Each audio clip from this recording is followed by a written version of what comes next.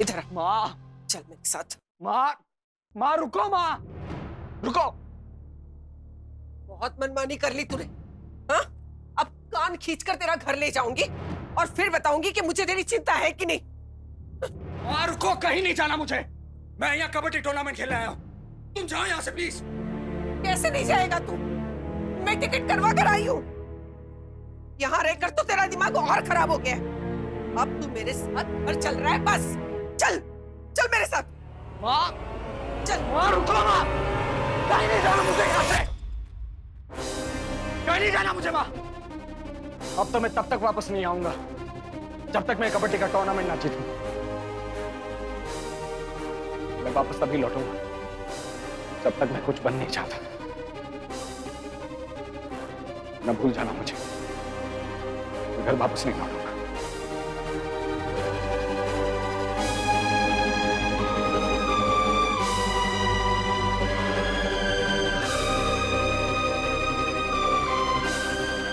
अजी, आप परेशान ना हो, तो थोड़ा गुस्से में है। आपके पास जरूर आएगा वो घर पे। तुमसे अच्छी तरह से जानती हूँ, गुस्से में नहीं था। उसकी आंखों में मुझे एक नफरत सी दिखी। मुझे लग रहा है कि मैंने मेरा बेटा खो दिया। नहीं नहीं माँ जी, भला एक बेटा अपनी माँ से नफरत कैसे कर सकता है? कर सकता है। जब उसके दिल में ये बात आ जाए ना, उसकी माँ का पूरा प्यार उसे नहीं मिला, ये बात, ये गलतफहमी उसके दिल में बहुत अच्छे से बैठ गई है। वो समझता है कि मैं उसमें और उसके भाई प्रकाश में ममता का पक्षपात करती हूँ, लेकिन ऐसा नहीं है। सच बात तो ये है कि सिर्फ मैं ही नहीं, उसका भाई प्रकाश भी उसे जी जान से चाहता है। पता नहीं ये जहर उसके दिमाग में कहां से भर गया है। सारे रिश्तों को भूल गया है वो। बस मुझे मेरा बेटा वापस मिल जाए। आप संभालिए अपने आप को। देखिए, मैं भी एक बेटा हूं, मेरी भी एक माँ है। मुझे पूरी उम्मीद है कि अविनाश आपके पास जरूर आएगा। माँ जी, ईश्वर जब किसी को भी नीचे भेजते हैं ना, तो वो सबसे पहले माँ और बेटे का रिश्ता जोड़ते हैं, जो कि दुनिया का सबसे मजबूत और अटूट रिश्ता होता है।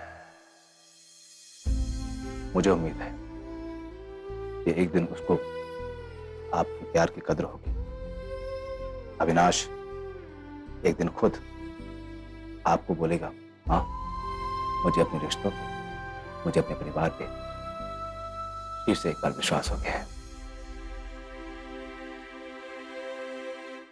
बहुत खुशबू आ रही है अदरक के साथ। अरे शाकिर बेटा, अरे आओ। नमस्ते भाभो। नमस्ते बाबा साहब। जाकिर जी, ये सामान। माफ कीजिएगा, आप भले ही बेशर्म समझे मुझे, जो मैं इस तरह ऐसे आपके यहाँ रहने आ गया हूँ कुछ दिन के लिए। दरअसल जो सरकारी मकान मुझे मिला था, उसमें पहले से ही वो पुलिस ऑफिसर का परिवार रुका हुआ है, जिसके ट्रांसफर में मैं यहाँ आया हूँ। उन लोगों ने मुझसे रिक्वेस्ट किया कि 10 दिन के बाद वो लोग वहां से चले जाएंगे, बस तब तक कहीं एडजस्ट कर लूं मैं। तो मैंने सोचा, मैं अकेला आदमी हूं, मैं कहीं भी एडजस्ट कर सकता हूं। तो मैंने सोचा मैं कोई किराए का मकान ले लेता हूं, लेकिन कोई ढंग का मिला ही नहीं। बहुत सोचा तो बस एक ही ख्याल आया, इस घर का। तो बस अपना बैग वैग उठाकर यहाँ चला आया मैं। आपका बहुत बहुत धन्यवाद कि आपने ना इस घर में अपना समझा। आप तो अपने हो, आपको न्योता देने की जरूरत है क्या? ये आपको घर है। आपने जब तक आपको घर ना मिले ना, जब तक आप अठे रह सको हो। संध्या बिन्नी ने अगर मारे को पहले से बता दिया होता ना, तो मैं आपका कमरा भी तैयार कर रख देती, पर मारे को तो पता ही न था, इसलिए। अरे भाभो, संध्या को भी पता नहीं है, वो खुद चौंकने वाली मुझे देखकर। अच्छा। एमली, बाकी सब बातें बाद में, बस तुम्हारे हाथ की अदरक की चाय पिला दो, सारी थकान दूर हो जाएगी।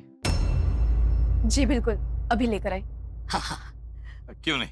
आप आइए ना, बैठिए, आइए। आजा आजा जाकिर जी। बताओ, पार्लर पे ध्यान नहीं है और जाकर को चाय पिलाएगी। आराम से बैठो। अरे हाय। हाय छवि, कैसी हो? मैं अच्छी हूँ, आप कैसे हैं? ठीक हो? लगता है किसी ने तुम्हें बताया नहीं है। तुम ठीक तो बिल्कुल नहीं हो। ये तुम्हारे सर पर सफेद बाल दिख रहा है मुझे। सफेद बाल?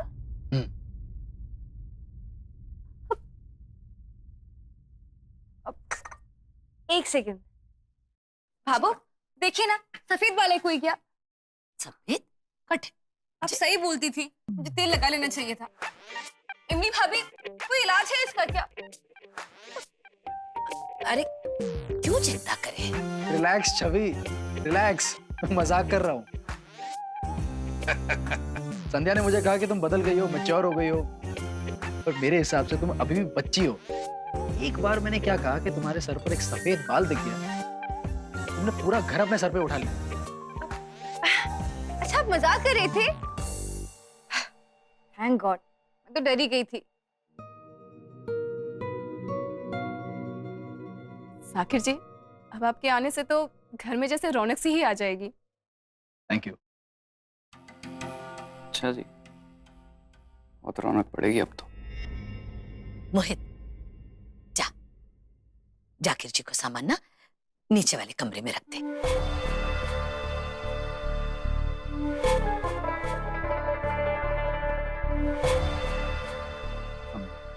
बाबू, आपने अभी अभी कहा था ना कि मैं अपना हूं। बताइए किस रूम में जाना है मुझे, मैं अपना बैग ले जाऊंगा।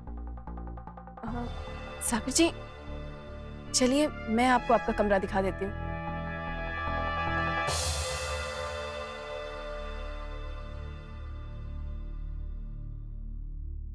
आइए।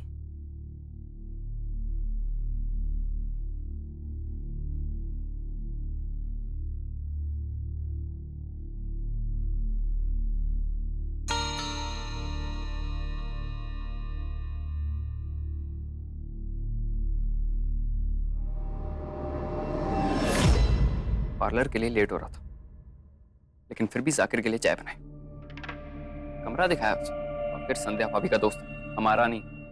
कोई जरूरत नहीं है उसके पीछे टाइम खराब करने की। जो लोग खुद के लिए जीते हैं ना, उनकी सोच भी उन्हीं की जैसी स्वार्थी हो जाती है। पर मैं तुम्हारी तरह नहीं हूँ, अपने परिवार के लिए जीती हूँ। हाँ, परिवार के लिए जीती है, लेकिन परिवार से अलग। जाकिर और ऐसे मर्दों के लिए बहुत टाइम है तुम्हारे पास। कैसे खिलखिला के हंस रही थी जाकिर के साथ, मेरे साथ तो ऐसे कभी हंसी नहीं तुम। बोलने से पहले सोच समझ लिया करो कि तुम क्या बोल रहे हो। जो दिख रहा है उसके बाद सोचने समझने के लिए कुछ बचा ही नहीं। बहुत उतावली हो रही है ना दूसरी शादी करने के लिए। जाकिर से दूर रहो, वरना अच्छा नहीं होगा। क्या अच्छा नहीं होगा मोहित भैया?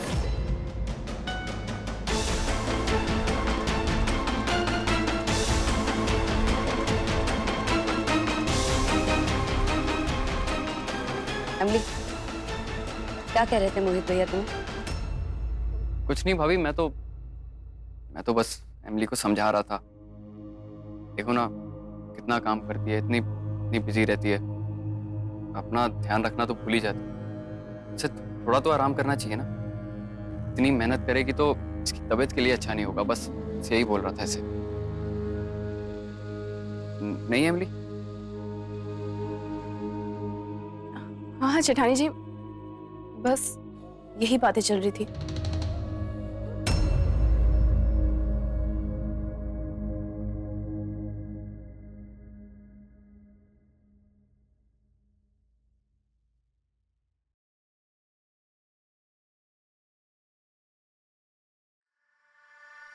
आज मैंने जेठानी जी से तुम्हारी सच्चाई इसलिए नहीं छुपाई कि मैं तुम्हें बचाना चाहती थी, बल्कि इसलिए क्योंकि अगर ये बात परी को पता चलती तो आज वो जितनी नफरत तुमसे करती है ना, उससे कई गुना ज्यादा नफरत करती।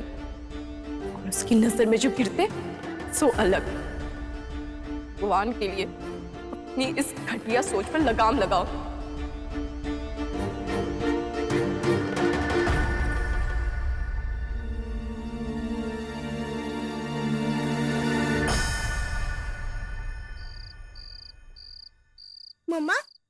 एग्जाम में पापा का फाइनल एग्जाम का दिन है, यानी कि पापा के फाइनल सिलेक्शन का दिन। मुझे तो बड़ा डर लग रहा है। डर क्यों लग रहा है वेद बेटा? तुम्हारे पापा ने इस कैंप के लिए बहुत मेहनत की है, पूरी तैयारी की है। वो जरूर चुने जाएंगे, मुझे पूरा विश्वास है। और वेद बेटा, हमें अपनी तैयारी पर, अपनी काबिलियत पर हमेशा भरोसा रखना चाहिए। बिल्कुल ठीक कह रही है तुम्हारी मम्मी। हार जीत से अलग हमें अपना आत्मविश्वास कभी नहीं खोना चाहिए। तुम्हें पता है वेद, पुलिस ट्रेनिंग के दौरान तुम्हारी मम्मी हमेशा एक लाइन बोलती थी, मन के हारे हार है, मन के जीते जीत। जाकिर अंकल, अब मुझे पुलिस ट्रेनिंग की बातें बताना।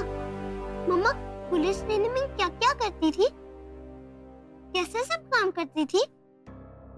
अभी नहीं वेद बेटा, रात बहुत हो गई है और तुम्हें कल सुबह स्कूल के लिए भी जल्दी उठना है ना। चलो सो जाओ। जाकिर अंकल तुम्हें कल सारी बात बताएंगे, अब चैन से सो जाओ। चलो। Good night uncle. Good night मम्मा। Good night Ved. Good night. Good night Sandhya. Good night.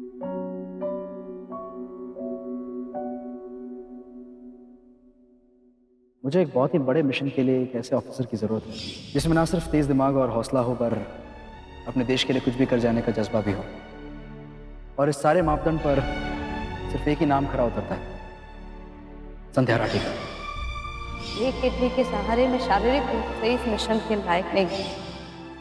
Police training के दौरान तुम्हारी मम्मी हमेशा एक लाइन बोलती थी, मन के हारे हार है, मन के जीते जीत।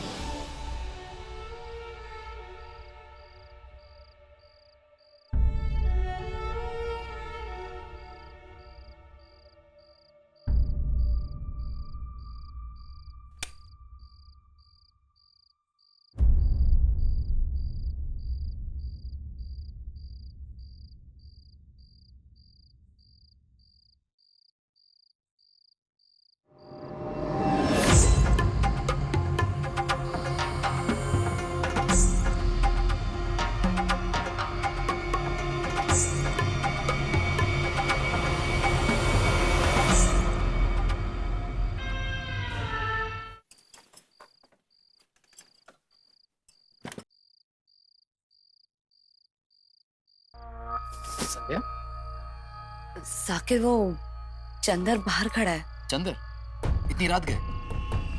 आओ देखते हैं कहाँ है वो। चंदर समझ नहीं रहा, पछताएगा। वैसे भी इतनी रात गए तो यहाँ पर कर क्या रहा है? इस बार तुझे जो जेल में डाला ना, तो कोई जमानत नहीं करवा पाएगा तेरी, फिर चढ़ना सारी जिंदगी वहीं पर। जरूर डालिए मैडम जी, आपकी वर्दी पर सितारे लगे हैं, आप जो चाहे कर सकती हैं। मगर एक जिम्मेदार नागरिक होने के नाते पहले मुझे इतना तो बता दीजिए कि मैंने ऐसा कौन सा संगीन अपराध किया है। हनुमान गली में खड़ा हो, कोई आपके प्लॉट पर तो नहीं खड़ा। कानून मत सिखा तुम, समझा? वैसे भी धारा 354T के तहत किसी औरत को ऐसे देखना भी अपराध है। करो अंदर। मैं किसी औरत को नहीं देख रहा हूँ सर जी। अच्छा, मैं तो बस अपनी ड्यूटी बजा रहा हूँ। ये प्रताप जी की दुकान है, आज से ही उन्होंने मुझे ड्यूटी पर रखा है। नंबर नोट कीजिए। संध्या, ये कुछ नहीं कर पाएगा। वैसे भी यहाँ पर पुलिस प्रोटेक्शन तो है ही। कुछ भी करेगा ना, सीधा अंदर जाएगा। रहने दो इसे यहाँ। चलो, come on. Good night madam ji.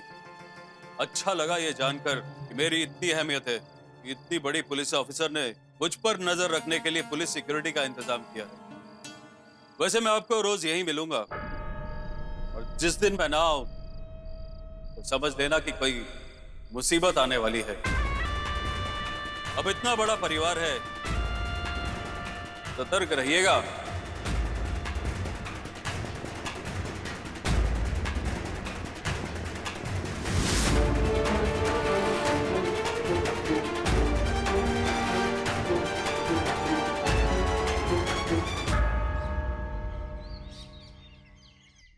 Thank you मेरे शेर। हाँ हाँ मैं जानू हूँ, आज हमारा फाइनल राउंड है और आज ही 10 बेस्ट खिलाड़ियों का चुनाव भी है। मुझे यकीन है ना कि थारे पापा पूरी ताकत और तकनीक के साथ खेलेंगे।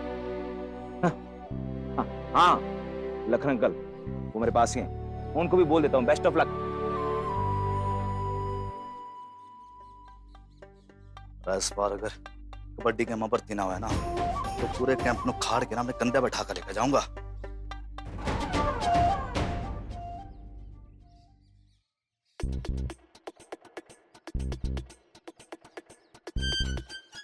खेल? नहीं नहीं नहीं नहीं, ये गलत है गलत है। अरे मेरे हाथ की गलती है, मेरी नजर तो दूसरी पर्ची पे थी। तो पास होके रहूंगा। बाबू जय श्री कृष्णा। हाँ बाबू मैं जानू हूँ बाबू, हरी असली सारा आशीर्वाद हमेशा मेरे साथ हो। बाबू दुनिया की कोई भी ताकत ना मुझे जीत से नहीं रोक सकती। बाबू सुनना, मैं अभी फोन रखता हूँ, बाद में करता हूँ। हाँ इस धोखे में जी रहे हो सूरज? माँ के आशीर्वाद से फाइनल राउंड जीत लोगे, इस टूर्नामेंट को भी जीत लोगे और माँ के आशीर्वाद का पूरी दुनिया में डंका बजा लो।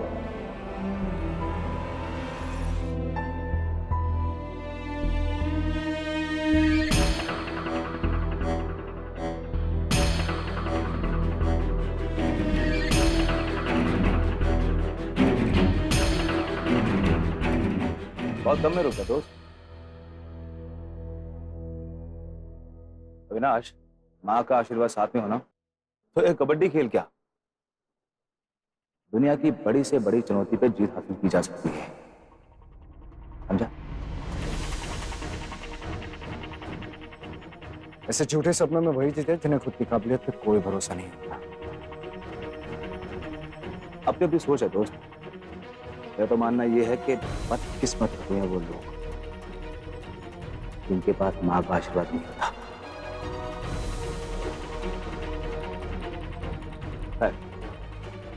अरे तुम तो बड़े किस्मत वाले हो यार, तुम्हारे पास तो तुम्हारी माँ है, उसका आशीर्वाद है और फिर एक बड़ा भाई है, उन सबका आशीर्वाद तुम्हारे साथ है। मुझे किसी के आशीर्वाद की बैसाखी की जरूरत नहीं है। अपने खुद के पैरों पे खड़ा हूं और अपने दम पे, अपने काबिलियत के दम पे ये टूर्नामेंट भी जीत के दिखाऊंगा। ये आशीर्वाद जो होते हैं ना, ये हमारी बैसाखी है ना, तो इंसान की ताकत है। अविनाश समझ सकते हो तो समझ लो, मैं ये कर दूंगा, मैं वो कर दूंगा, मेरी काबिलियत ये है, मेरी काबिलियत वो है, ये सब ना धरी की धरी रह जाती। तुम और तुम्हारी काबिलियत अगर तुम्हारी माँ तुम्हें इस दुनिया में ना लेके आती तो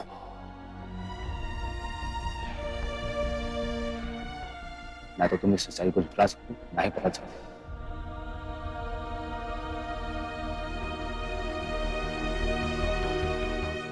रतन, प्रेम, महेश और बब्बन, इन सबको कोच सर ने बुलाया है और बाकी लोगों को भी एक एक करके बुलाया जाएगा बाद में। अरे और मैं रतन को नहीं बुलाया? सबको बुलाया है। चलो राउंड पर, लो।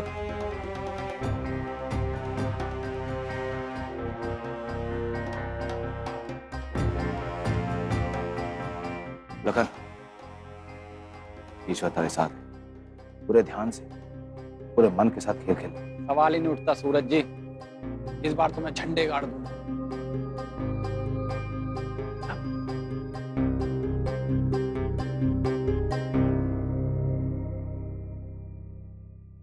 ये फाइनल सिलेक्शन राउंड है जिसमें आप सब खिलाड़ियों में से बेहतरीन 10 की राजपुताना कबड्डी क्लब की नई टीम बनी, जो कि इस साल के कबड्डी महासंग्राम में हिस्सा ले। तो एक हिसाब से ये आप सबके लिए करो या मरो वाला मामला।